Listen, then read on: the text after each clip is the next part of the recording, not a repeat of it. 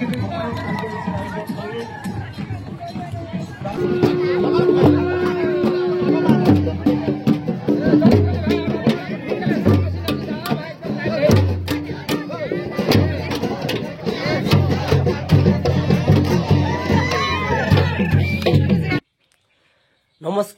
মই অশ্বিনী কছাৰী আৰু আপোনালোকে চাই আছে আপোনালোকৰ মৰমৰ ইউটিউব চেনেল সোণোৱাল মিক্সাৰ।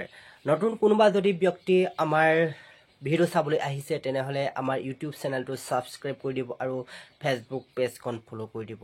আৰু আপোনালোকেও যদি এতিয়ালৈকে ফ'ল' কৰি দিয়া নাই আমাৰ পেজখন তেনেহ'লে ফ'ল' কৰি দিব আৰু আমাৰ ইউটিউব চেনেলটো ছাবস্ক্ৰাইব কৰি দিব। বলক তেনেহ'লে ভিডিঅ'টোৰ মাজলৈ সোমাই যাওঁ। কেনে পালে আপোনালোকে?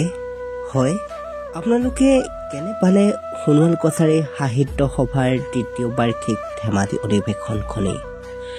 আপোনালোকে কমেণ্ট কৰি জনাবলৈ নাপাহৰিব। আচলতে বহু সমস্যাৰ মাজেৰে পাৰ হৈ গ'ল এই অধিৱেশনখনি। বহুজনৰ কষ্ট, বহুজনৰ ত্যাগৰ ফলতহে এই অধিৱেশনখনি হৈ উঠিলে। জাক জমকতাৰে সমাপ্ত হ'ল অধিৱেশনখনি। বহু প্ৰশ্ন উদয় হ'ল, বহু প্ৰশ্ন উত্থাপিত হ'ল। মানুহবোৰৰ মুখৰ পৰা শুনিছোঁ বহু লবি সৃষ্টি হ'ল, সাংঘাতিক ৰাজনীতি সৃষ্টি হ'ল। এইবোৰ কথা আপোনালোকে ক'ব পাৰিব, ক'ব। আমি উল্লেখ কৰিব লাগিব ভাৰ দিয়া আৰু গ্ৰহণ কৰা কাৰ্যসূচীটো।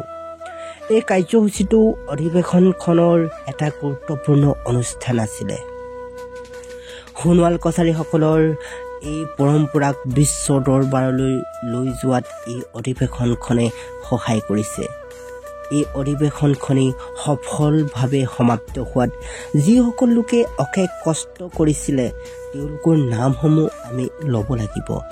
উদযাপন সমিতিৰ আৰু ধেমাজি জিলা সমিতিৰ বিষয়ববীয়াসকলৰ নাম ল'ব লাগিব।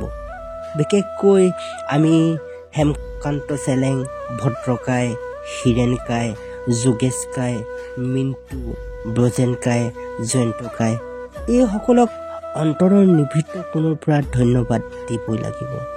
যি কি নহওক এই অধিৱেশনখনৰ ভাল লগা বেয়া লগা কথাবোৰৰ বিষয়ে আপোনালোকে উল্লেখ কৰিবচোন।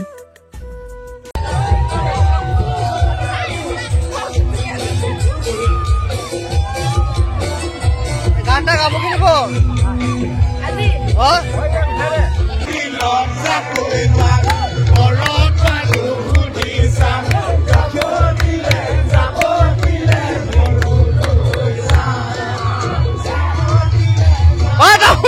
আকৌ